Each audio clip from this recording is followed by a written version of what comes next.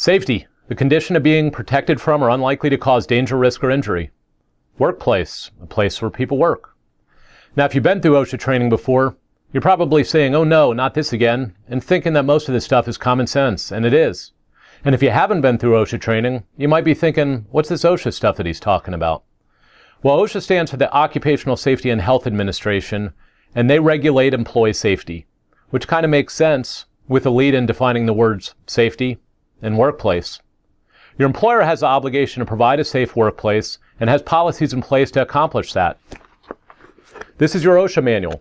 It's important to know where it's located in your facility. It's required by OSHA, and you have the right to access it any time during business hours. You should also be familiar with the federal OSHA poster. It's originally located in the back pocket of your OSHA manual. This poster needs to be displayed in your facility. It's a summary of the Occupational Safety and Health Act of 1970 and explains your rights to have a safe workplace. General compliance is a broad category and includes the obvious like your fire plan, workplace violence, and natural disasters. It also covers other potential hazards that have no specific standard but could be cited under the General Duty Clause. The General Duty Clause has an important use for workers. Sometimes there's a hazard, but OSHA has no specific standard to deal with it. Under the General Duty Clause, the employer has an obligation to protect workers from serious and recognized workplace hazards even when there isn't a standard. The best way to protect yourself is to prepare to respond to an emergency before it happens. Few people can think clearly and logically in a crisis, so it's important to do so in advance. You should be familiar with the locations of exits and fire extinguishers. If you're in a multi-story building, be sure you also know the locations of stairwells. Don't try to use the elevator in the event of a fire. Always use the stairs. Your policy should include emergency escape procedures such as floor plan diagrams that shows locations such as exits and fire extinguishers. Additionally, you should also designate an assembly area. This should be an area safely away from your building where employees can assemble after an emergency for a head count. Now, if you're not afraid and can safely assist others, you should help patients and employees exit the building. It's not part of your job description to use a fire extinguisher, but if you can safely do so, they're very effective against small fires. Sound the fire alarm and call the fire department if appropriate. Identify a safe evacuation path before approaching the fire. Don't allow the fire, heat, or smoke to come between you and your evacuation path. Select the appropriate type of extinguisher. Most are designated ABC and suitable for almost all fires in a healthcare or dental environment, including paper, wood, combustible liquids, and electrical fires. Discharge the extinguisher within its effective range using the pass technique. Pull, aim, squeeze, sweep. Back away from the extinguished fire in case it flares up again. Evacuate immediately if the extinguisher is empty and the fire is not out. Most importantly, if you have any doubt about your ability to fight a fire, evacuate immediately. Most fire extinguishers operate using the following pass technique. Pull the pin. Aim low, pointing the extinguisher nozzle at the base of the fire. Be careful not to touch the discharge horn. It gets very cold and could damage your skin. Squeeze the handle to release the extinguishing agent. Sweep from side to side at the base of the fire. Watch the area and be prepared if it reignites. If you have any questions about your site-specific fire plan, talk to your safety and health officer. Natural disasters can occur anytime and anywhere. Some are primarily seasonal and allow for certain preparations. Others occur swiftly and without warning. Your policy should include contingency plans for disasters that are possible in your geographical location. In the event of a reasonably predictable disaster such as a blizzard or hurricane, arrangements can be made to modify business hours or shut down if necessary. Policies covering unpredictable events like earthquakes and tornadoes should include locations of safe rooms or safe areas and supplies that might be needed in an emergency such as a portable radio or flashlight. Preventing workplace violence has become an important safety concern in healthcare facilities. Increased numbers of threats, violent behavior, and physical assaults should really emphasize the importance of proper training. You can't always prevent violence because it can be unpredictable, but you can reduce the risk by planning ahead and being prepared to act swiftly to deal with threats, intimidation, and other disruptive behavior at an early stage.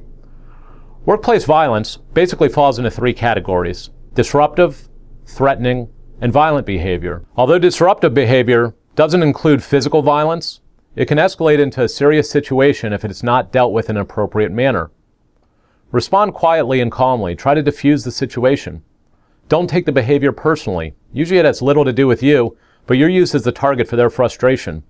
Ask questions and considering offering an apology, even if you haven't done anything wrong. I'm sorry that happened. What can we do to solve that problem? If this isn't effective and the individual doesn't seem dangerous, calmly and firmly set limits.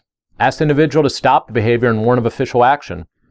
If the individual continues, despite warnings, direct them to leave the building. Sir, please leave the facility. If you don't, we're going to have to call the police. If you have to talk to someone that seems dangerous, make sure coworkers are nearby. Never isolate yourself.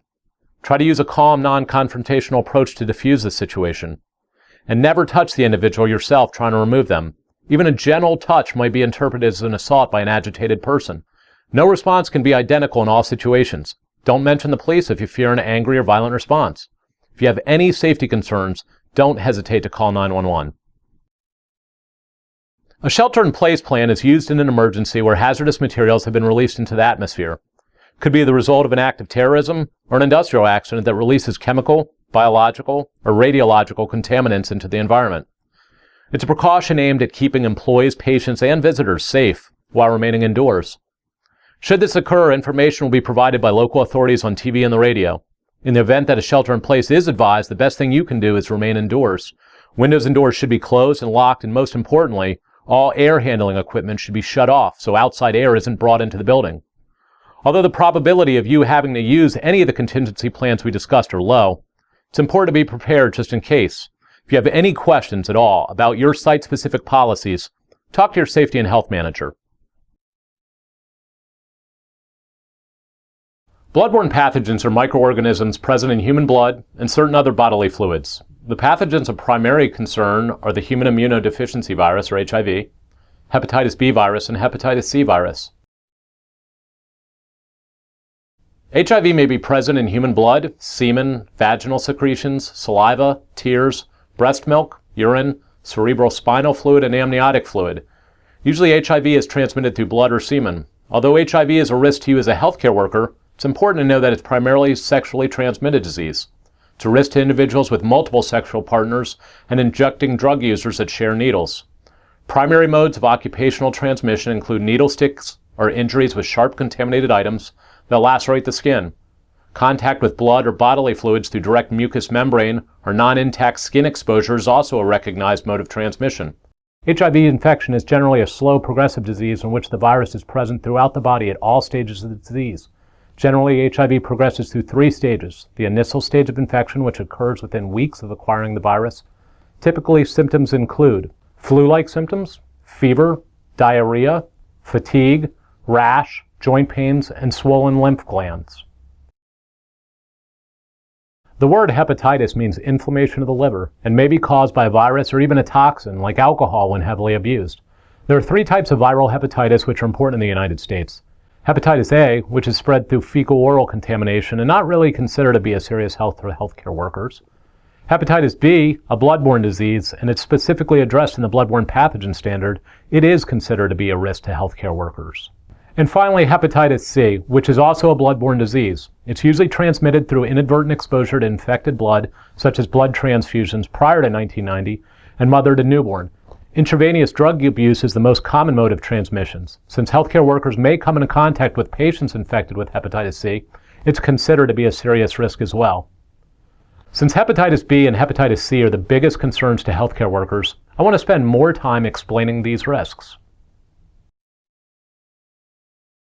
As I already mentioned, hepatitis B is a bloodborne disease. Like HIV, it's spread primarily by sexual contact with an infected person and by shared needle use among injecting drug users. It may then be spread from these groups to healthcare workers who have contact with blood or other infectious materials. The virus may be present in blood, semen, vaginal secretions, amniotic fluid, and bodily fluids like those found around the brain, joints, lungs, and heart. It can also be found in any fluid where blood is visibly present. Like other bloodborne pathogens, the most common mode of occupational exposure is by a needle stick injury or direct contact with a sharp contaminated object. Hepatitis B is highly contagious according to the U.S. Department of Health, can be 100 times more concentrated than HIV in an infected person's blood. It's also very resilient and can survive outside the body on a contaminated surface or object for up to 7 days. According to the CDC, only 70% of adults develop symptoms from the infection.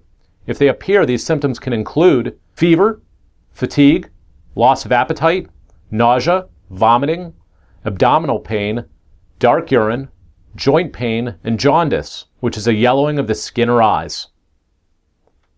On average, symptoms appear about 3 months after exposure, but they can appear anytime between 6 weeks and 6 months. Even though hepatitis B is a serious risk to healthcare workers, there's great news. Hepatitis B can be prevented through vaccination for most individuals. Your employer is responsible for providing the Hep B vaccination at no charge to all employees at the risk of exposure to blood or any infectious materials. It's a safe vaccination that is derived from yeast, not blood or blood products, so there's no risk of infection with HIV or other bloodborne pathogens. The hepatitis B vaccination is given in the deltoid muscle in 3 doses over a 6-month period. Current CDC recommendations call for a titer 1 to 2 months after the 3rd dose to confirm antibodies. The Hep B vaccination is only 90 to 92% effective, so up to 10% of individuals will never develop antibodies. These individuals are considered to be non-responders. Individuals that are non-responders after the first series should repeat the series of 3 again, followed by another blood test to check for antibody conversion. The CDC recommends only a total of 6 doses or completing the vaccination series twice. If you still don't develop antibodies, you know that you're a non-responder and will never develop antibodies, but it's better to know you don't have protection against Hep B instead of assuming that you do. If you're at risk or have any questions about your facility's policy for Hep B vaccinations, talk to your safety and health manager. Hepatitis C is another bloodborne disease that's a risk to healthcare workers, and like HIV and hepatitis B, it's transmitted through direct contact with contaminated blood. Today, most people become infected with the hepatitis C virus by sharing needles to inject drugs. Before 1992, when widespread screening of the blood supply began in the United States, hepatitis C was also commonly spread through blood transfusions and organ transplants. In fact, the CDC estimates there are 3.2 million Americans chronically infected with hepatitis C. 75% of them are baby boomers that have the virus but don't know it.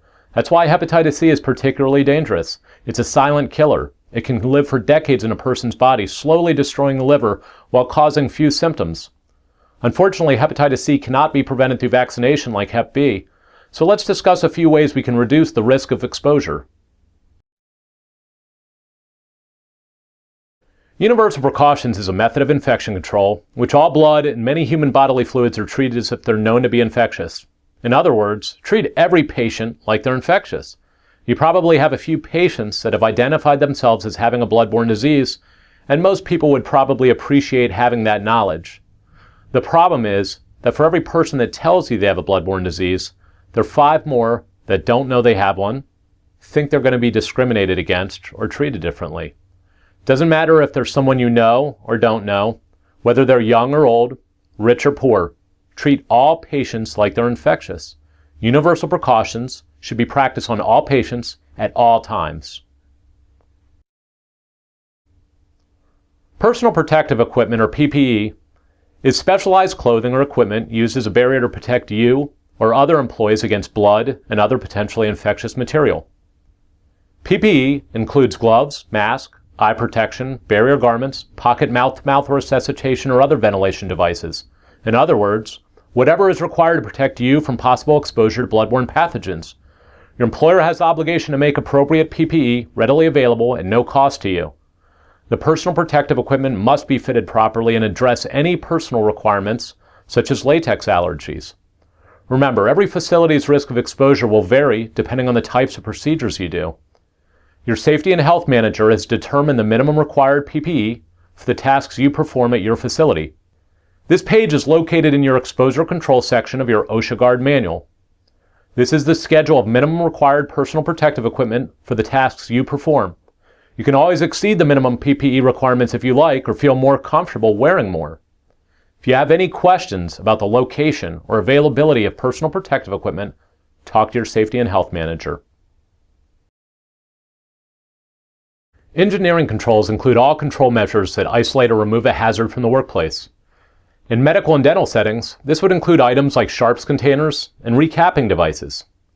The original bloodborne pathogen standard wasn't specific regarding the applicability of various engineering controls in healthcare settings.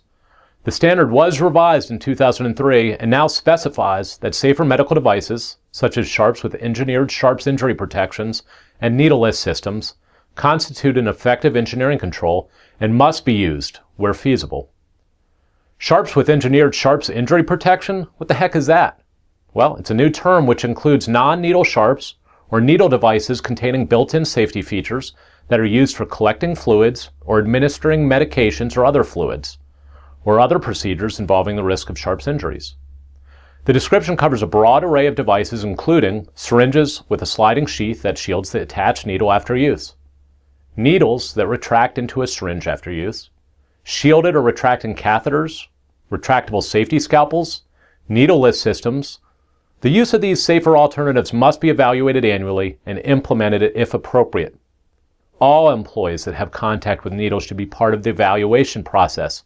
This would include individuals that actually give injections, but would also include any staff member that handles or disposes of needles as well. Many factors need to be taken into consideration when evaluating safe needles. Most importantly, it should be safer than what you're currently using, and it shouldn't make the procedure more difficult. In the back of your OSHA Guard manual, you'll find a form to document any safe needles you or your staff evaluates. This form asks basic questions that will help you determine if the safe needle or device is appropriate for your use. The safety device can be easily activated with a one-handed technique. The device is easy to handle while wearing gloves. The safety feature doesn't cause more patient discomfort. The design of the device allows for easy removal and changing of the needles if required. These are just a few of the questions that will help determine if a device is appropriate for you. Be sure to document any safety devices you try. OSHA expects you to implement the use of safe needles or other medical devices if they're appropriate for your needs. If you're not using safety needles, use the form to explain why they're not appropriate for your needs. This must be an ongoing process. Evaluations must be documented at least once per year. Technology improves, so make sure to ask your vendors or reps for any samples of the latest safety needles available. Although safety needles are a great way to reduce the likelihood of exposure incidents, they're not always appropriate for all procedures. If you can't use a needle with a built-in engineering control, it's important to implement other engineering or work practice controls to reduce the possibility of exposure. You shouldn't recap needles if you don't have to, but if it is, never use a hand-to-hand method. The single hand scoop method is the best way to recap if an engineering control, such as a recapping device, is not available. Recapping devices are a great way to prevent needle stick injuries. They're a mechanical